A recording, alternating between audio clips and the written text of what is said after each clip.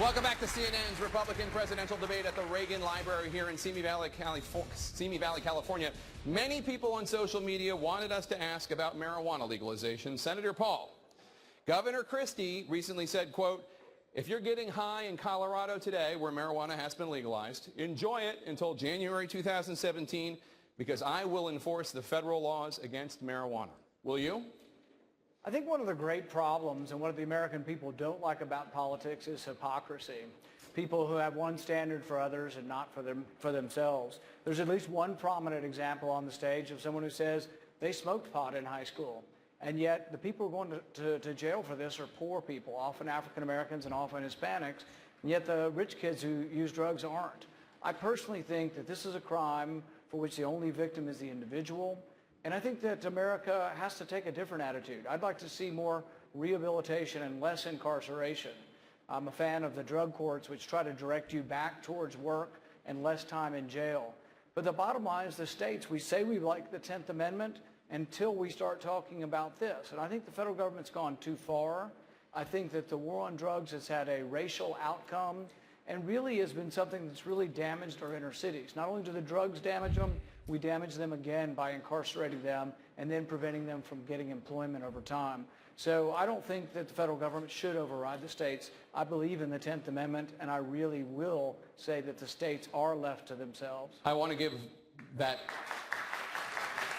person that you called a hypocrite an opportunity to respond. Do you want to identify that person? Well, I think if we left it open, we could see how many people smoked pot in high school. Is there somebody you were specifically thinking of? Well, you know, the thing is... He was talking about me. Yeah, I was talking about... That's what I thought, but I wanted to say it. Well, I wanted to make it easier for him, okay. And I just did. Governor Bush, please. So 40 years ago, I smoked marijuana, and I admit it. I'm sure that other people might have done it and may not want to say it in front of 25 million people. My mom's not happy that I just did. That's true. But here's the deal. Here's the deal. We have a serious epidemic of drugs that goes way beyond marijuana. What goes on in Colorado, as far as I'm concerned, that should be a state decision.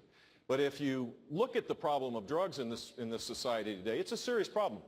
Rand, you know this because you're campaigning in New Hampshire like all of us, and you see the epidemic of heroin, the overdoses of heroin that's taking place. People's families are being torn apart. It is appropriate for the government to play a consistent role to be able to provide more treatment, more prevention. We're the state that has the most drug courts. Across every circuit in Florida, there are drug courts to give people a second chance. That's the best way to do this. But let me respond. The thing is that in Florida, Governor Bush campaigned against medical marijuana.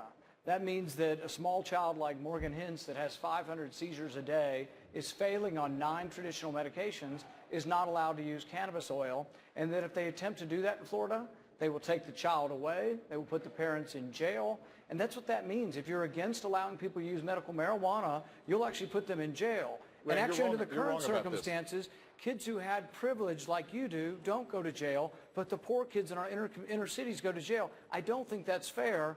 And I think that we need to acknowledge it, and it is hypocritical to still want to put poor people in jail. I don't want to put poor people in jail, Rand. Well, here's the deal. You oppose medical marijuana? No, I did not oppose when the legislature passed the bill to deal with that very issue. That's the way to solve this problem. Medical marijuana on the ballot was opened up. There's a huge loophole. And it was the first step towards getting to a Colorado place. And as a citizen of Florida, I voted no. But that means you'll put people in jail. I want to go right now. Jake, you brought my issue up. That's true. Go ahead, Christine, please. You know, I enjoyed the interplay. Thank you, gentlemen. I just say this. You know, first off, New Jersey is the first state in the nation that now says if you are a nonviolent, non-dealing drug user, that you don't go to jail for your first offense. You go to mandatory treatment. You see, as Jake, I'm pro-life. And I think you need to be pro-life for more than just the time in the womb. It gets a lot tougher when they get out of the womb. And when they're the 16-year-old drug addict on the floor of the county lockup, that life is just as precious as the life in the womb.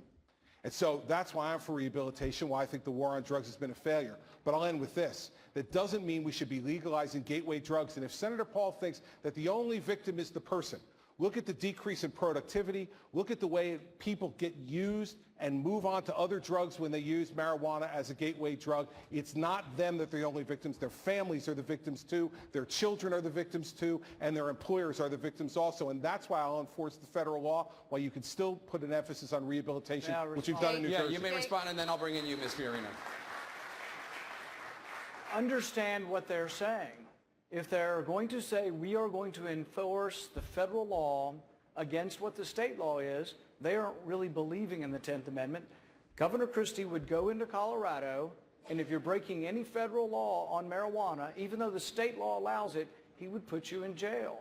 If a young mother is trying to give her child cannabis oil for medical marijuana for seizure treatment, he would put her in jail if it violates federal law. I would let Colorado do what the 10th Amendment says. This power, we were never intended to have crime dealing at the federal level. Crime was supposed to be left to the states. Colorado's made their decision, and I don't want the federal government interfering and putting moms in jail who are simply trying to get medicine for their kid. And Senator Paul knows that that's simply not the truth.